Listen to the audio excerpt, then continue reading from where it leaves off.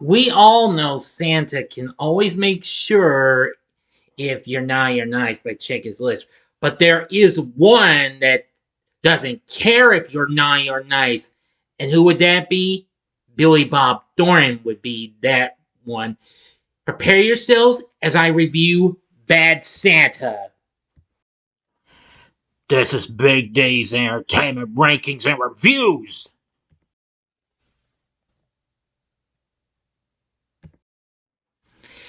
So, greetings, my fellow YouTubers, and welcome to Big D's Entertainment Rankings and Reviews. My name is Dual, better known to as the Big D, and this time around I bring to you a review of the 2003 black comedy crime Christmas flick, Bad Santa, released by Dimension Films, directed by Terry Zwigoff, written by Glenn Ficarra and John Ritter, starring Billy Bob Thornton in the title role, along with Tony Cox, Lauren Graham, Brett Kelly, Lauren Tom, John Ritter in his final film performance as he finished this before his death, and another late great star, Bernie Mac. The film was released on November 26, 2023, which I'm just slightly late for its anniversary, just a little over 2 months after Ritter's death. It was screened out of competition at the Cannes Film Festival and received positive reviews and was a commercial success. So, let's get started. Willie T. Soak and his dwarf assistant Marcus Skidmore are professional thieves. Every year, Willie gets a job as a department store Santa Claus and Marcus as an elf trying to rob shopping malls on the night of Christmas Eve, with Marcus's wife Lois as their getaway driver. Marcus takes his job seriously, but Willie, a sex-addicted, cursing alcoholic, is steadily unable to perform with children.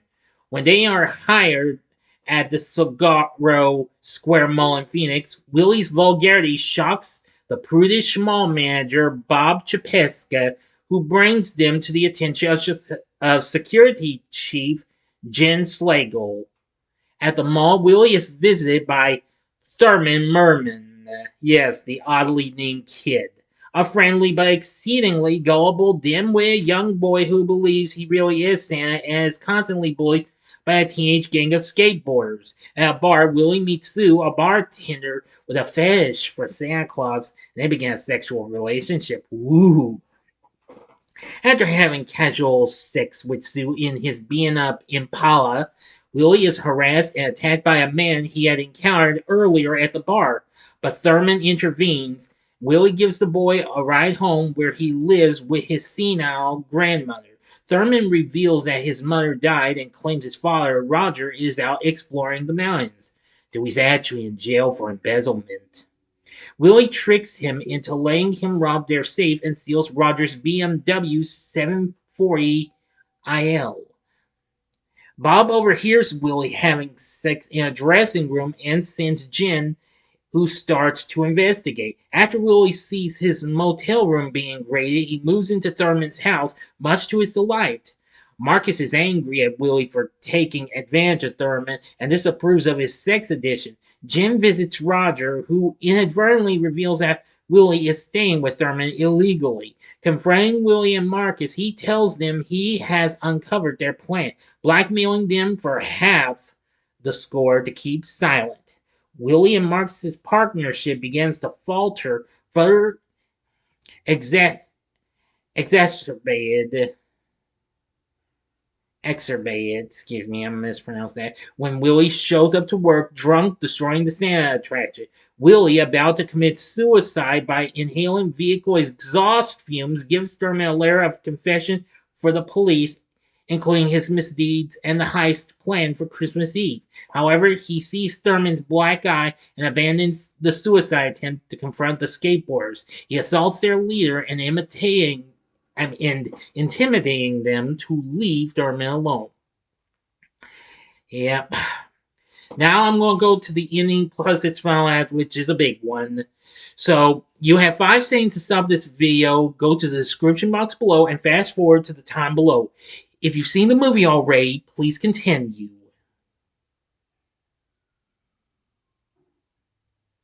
Okay, you've been warned. Furious at Jin's blackmail, Marcus and Lois set a trap for him.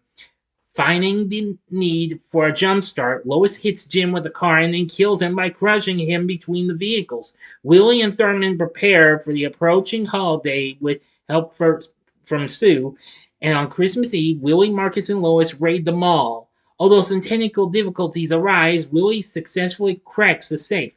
Meanwhile, he also gets a pink stuffed elephant that Thurman wants for Christmas. However, Marcus reveals to Willie that he intends to kill him, fed up with his increasing carelessness. As he is about to execute Willie, the police unexpectedly swarm in, tipped off by Willie's letter that he gave Thurman. A firefight ensues between Marcus and the cops while Willie flees. Determined to give Thurman his present, he leads the police on a chase to his house, ignoring their orders to freeze. He is shot repeatedly on Thurman's porch, but manages to survive. The epilogue is told through a letter from a recovering Willie in the hospital. He expresses his gratitude to Thurman and reveals that he was cleared of the robbery, as the shooting of an unarmed Santa had embarrassed the police, and will be working for them as a sensitivity counselor. Sue is granted guardianship over Thurman and his house until his father's release. Marcus and Lois are in prison. Willie ends the letter by hoping that Roger will avoid them and telling Thurman that he should be out of the hospital soon and to be ready for his return. When the lead skateboard bully harasses Thurman again, Thurman finally stands up to him by kicking him hard in the crotch and riding away on his bike, giving the downed bully the finger. End of story. So, what did I think of Bad Santa? Well, while I've only seen this maybe, this is, I think, maybe 2, maybe 3 or 4 times. I want to say this film, despite its rude humor and lines and what have you, since this is an R-rated film, this film is absolutely, totally bonkers. I will say that I give credit for what this film had to offer. It was so crazy and what have you. The film was a hit at the box office, making $76 million worldwide. It made $60 million domestically here in the US and Canada, so it did well. The film currently sits at 78% certified fresh on Rotten Tomatoes, saying that's a gloriously rude and gleefully offensive comedy. The film isn't for everyone, but Grinches will find it uproariously funny. Yeah, too true. An editorial in the Washington Times likened the movie to an evil twin of Miracle on 34th Street, and chided the Walt Disney Company for allowing such a beloved figure as Santa Claus to be trashed by Miramax Films, which was at the time a subsidiary of Disney. Roger Ebert gave it a good review, writing how the film was a demented, twisted, and unreasonably funny work of comic kamikaze style. Yes, I have to admit, it was good. I mean, I know, well, some of the lines kind of might be offensive in ways, but I managed to get through it and what have you. And this film, again, is absolutely bonkers. Now, it has a pretty good score from David Kittay, which was good. Ethan and Joel Cohen went uncredited for writing the story, who, of course, you may remember the guys who gave us films like Raising Arizona, The Big Lebowski, and Oh Brother, Where Art Thou? But anyway, yeah, they did pretty good. We were surprised, but 13 years later, a sequel came out. I haven't seen it yet, but maybe I will eventually. But it failed to match its predecessor and what have you. Now, as for our cast, we have Billy Bob Thornton playing the titular character, Willie T. Soap, the Bad Santa. I'm going to say, well, I'm not much onto its movies much, but this one, I'd make an exception. He is absolutely crazy. Tony Cox, who I recently saw him in Me, Myself, and Irene, and of course, I later saw him in films like, one of his earlier films, which was Leprechaun 2, and I've also seen him in Epic Movie, plus a few other films. He plays Marcus, and he's crazy. Brett Kelly, who of course later went on to appear in the direct-to-video sequels of To Like Mike and The Sandlot, well, the first sequel, as well as Trick or Treat and Unaccompanied Minors, plays Thurman Merman. Boy, now that's a memorable name for a kid, you know what I'm saying? Lauren Graham, who was currently big on TV's Gilmore Girls at the time, played Sue, and I'm going to say she was good. Lauren Tom played Lois, good. The late great Bernie Mac played Jen, and I'm gonna say he was pretty funny. And well, even though he passed away before this was released, the late great John Ritter, who, well, this film was dedicated in loving memory to him, played Bob Chapeska. I'm gonna say he was pretty good as well. We also have appearances from other people, including Billy Gardell, long before he was big on TV's Mike and Molly, and of course Bob Hart's Abishola, which that happens to be starting its final season next year. I don't watch that show, I just know of it. Octavia Spencer's in this as well. And Cloris Leachman, may she rest in peace. And shoot, there's even Alex Borstein, who you may know her as the voice of a certain Lois Griffin on Family Guy. Yes. And also appearing in other films like the Lizzie McGuire movie and Catwoman with Halle Berry.